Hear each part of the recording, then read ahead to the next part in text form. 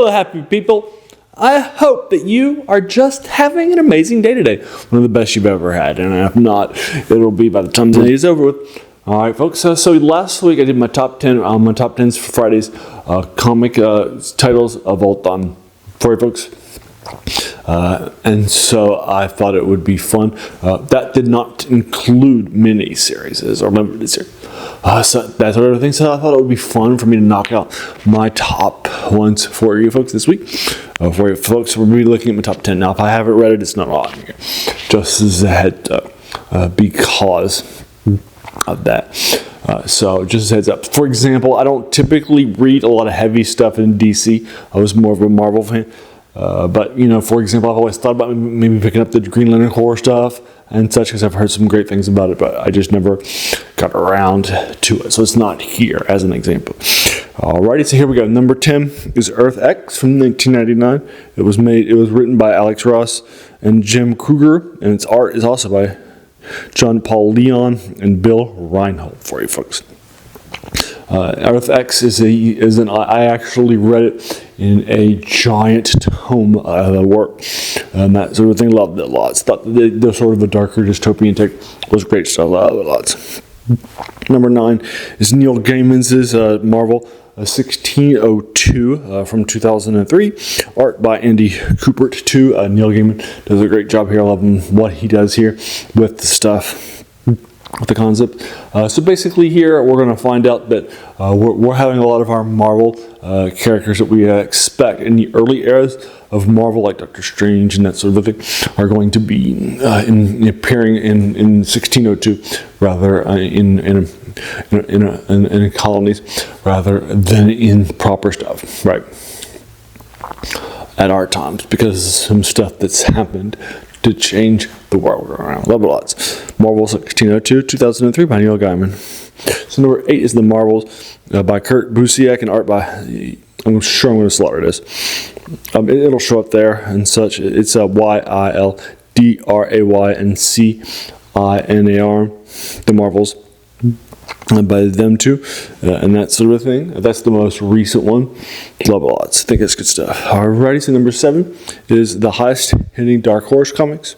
This is Conan Book of Law from 2006. It's by Len Wein, who created the Swamp Thing, if I recall correctly, and Kurt Busiek will join and create the Thunderbolts. Will join forces and create this 4-issue spin-off of Conan. It talks about the characters. One of his major bad guys in the short stories in the Conan world by Robert E. Howard is Thoth-Amon. So this is going to be telling about the rise of Thoth-Amon, if that makes sense. Dark Horse Comics. It's also the art here is by Kelly Jones, who's a famous horror artist, such. So they combine those horses, those three people. I love it lots. Now, some fans, it can be a little slow paced at times, right? But I like it. I think it's good stuff. All right, now the final one before the top 5 proper is Avengers vs. X-Men, Marvel 2012, written by Brian Michael Bendis and Matt Fraction, Jason Aaron, Ed Brubaker, and Jonathan Hickman, and art by John Romita Jr., Oliver Copiel, and I'm sorry, it's actually Copel, and Adam Kubert for you folks. As number 6, and this basically what will happen early on is that the Phoenix Forces arise. We all know how bad that is, but it will divide among the fantastic, the X-Men, and then it will give them different, and so it's divided and that sort of thing. And so they think that they can control it. They think it was a gift to them, but the Avengers think we got to take it out. Alright, so I think it's good stuff. Lots. Alright, now in the top 5. Number 5 is Secret Wars Volume 1. It was the first major Marvel crossover from '84. It was written by Jim Shooter, art by Michael Zack and John Beatty. For you folks, this was great stuff. It actually was the best-selling comic series in the last 25 years. Not just by Marvel, but other stuff too. Loved it lots. So it is. Alright, number 4 is my highest charting Avengers miniseries, and one of my favorite ones of all time, just generally, and that's Adventures Forever, what they call them, 1998, by Kurt Busiek, and art by George Perez, Carlos Pacheco, Steve Olive, and Tony Kelly, and John Rochelle. Strong stuff. It's incredibly strong what he does to the Avengers. Kurt Busiek grew up a fan of the Avengers. In particular, he actually wrote and was published in one of the letters to the writer and that sort of a thing. And so this is basically an opportunity for him to sort of mend the ways and make some things a lot better. So he makes some retcons, but within the continuity. Love it lots. I think it's great stuff. All right, now top 3 time. Number 3 might be controversial. It's the summer crossover, which had huge sales from Civil War. It's by Mark Miller, art by Steve McNiven in 2006. The issue here is that because of how strong it was, it dominated sales moving forward. The summer crossover event started with Secret Wars, but that was like maybe 1 or 2 comics here and there of various things, but it was all about the limited series. But here, this was all about the 7-issue series, but each of the different comics might have different things, and some of them moving forward, or even here, they might have an entire 6 issues rather than 1 or 2 and all the crossover stuff. And that sort of a thing. So for those reasons, I think you need to check it out and so forth. But it has a little bit of for example, I started reading The Secret Avengers around this time, and the first 6 issues were all great. 1 comic title. And then the next 6 were all about just 1 giant summer crossover rather than 1 comic maybe here or there supporting, right? And so I think that this, because of the success of Civil War with sales and so forth, the summer crossover event start to dominate rather than just sort of kind of be there here and there like House of M. Alrighty, so now the top 2. Now your number 2 might be your number 1. My number, that's fine. It should be number 2, and that's DC Comics' 1986 to Alan Moore, and art by David Gibbons' Watchmen. Very folks heavily beloved, and that sort of a thing. And so that is the Watchmen, which is all about having some darker take on superheroes. Heavily influential too, for those reasons, but didn't actually sell that well. It was heavily things. Alright, so that's Watchmen, for by DC Comics. And now number 1 is number 1. And it actually hit a year earlier, and yet I'm surprised that people don't talk about it more. And that's Squadron Supreme by Marvel. It was written by Mark Grunwald and art by Bob Hull and John Beatty. Because of how dystopian it is and that sort of thing, I feel like it was the first Watchmen. Like, you can definitely feel its influence in Watchmen because it came out a year early, right? And so here, basically what's happening in the regular comics, the Squadron Supreme are in an alternate universe. They're the good guys, kind of like the Adventures with Justice League. All of their characters, all the superhero powers are more like the Justice like Hyperion and stuff like that. In one of the comics, they have in one of their worlds has been depopulated and heavily destroyed, and their Earth, and so they decide that they can rebuild it better into a utopia, and that sort of a thing. So the idea is that they are going to try and so that from good intentions but bad things will wind them going into some very dark places. To my mind, it's one of the first sort of dystopian concepts and that sort of thing, and one of the darker things. I love how strong it is. I think Mark Grunwald nails it, and I think the plot's better than the Watchmen too, because the Watchmen are all about superheroes that are already not great, trying to do things. Well, here they're trying to do things for the right purpose, right, and that sort of thing. But it pushes them down a dark area. Love it lots.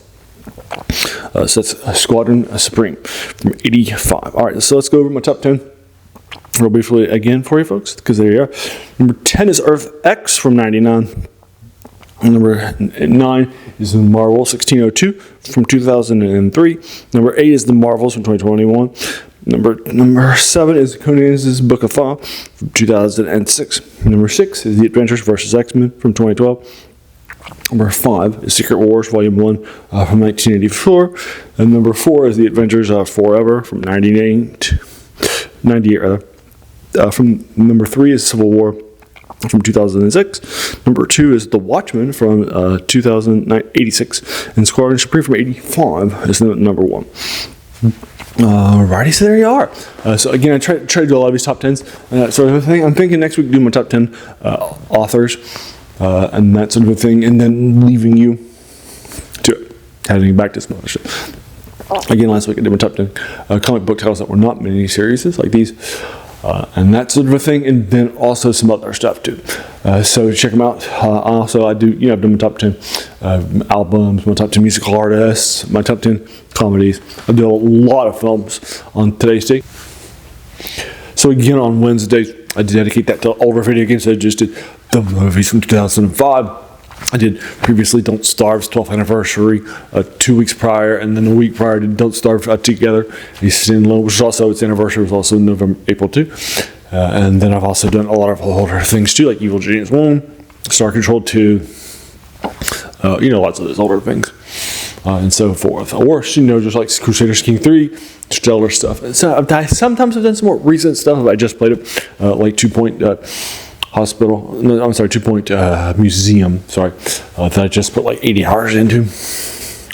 A week or two later, I'll play on it Coaster 2.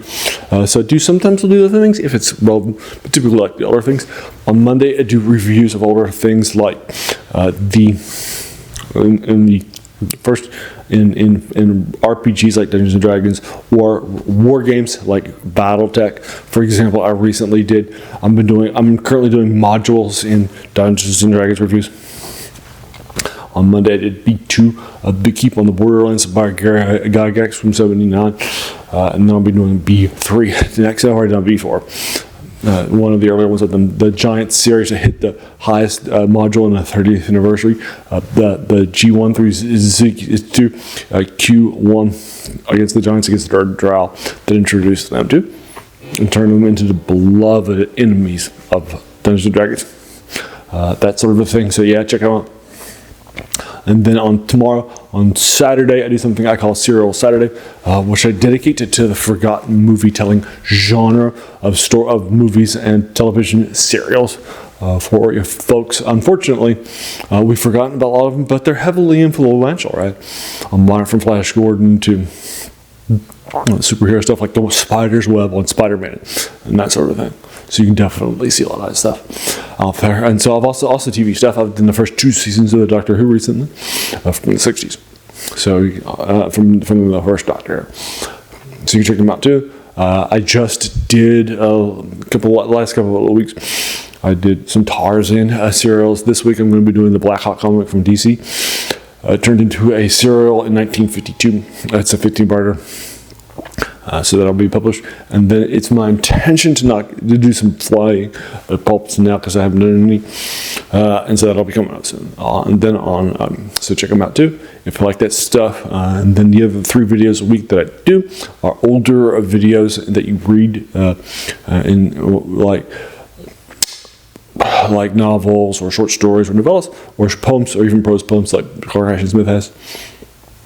So check them out if you like those too. And the 3 genres that we cover: science fiction, horror, fantasy for you folks. Alrighty. So there you are. And if those 7 older things sound like fun to you, then do all the YouTube stuff, right? Hit the subscribe button, the like button, the bell icon too to be notified of my 7 videos if you're feeling frisky, and then share. But just watch and share. Those are the key ways to grow the channel. Alrighty. So there you are. Finally, as you can tell from all these older things, this is the passion of this channel. It's also where the title comes from too. The worst thing about new books. This is a quote by a French philosopher, Jacques Joubert, who said that the worst thing about them was that they kept us from reading the old ones. This is definitely some older stuff we might have forgotten about. Alright, so the passion of this channel is trying to find right in our pursuit of new video games, new comics, new movies, new novels. We've forgotten that they're standing on the shoulder of giants. Not that they're bad, right? But we've forgotten that and those sorts of things and all the great things that influence them. It also plays into my number 1 strength in Strengths Quest personality type context, which is all about learning more things, right? For example, when I saw the Flash Gordon pulp that was heavily influenced the Star Wars, I got a greater appreciation for how great Star Wars was. Make sense? All right. So it's also part of my passion too there. All right. And so there you are. If you've made it here, thank you so much for just taking some time out of your day and just investing it, right? And watching my videos, because we all have so many things, right, that are happening in our lives, and we're pulled in so many different directions, right? So the fact that you spent this time with me, that's incredibly humbling, and I appreciate it so very, very much. So thanks again, and have an amazing day.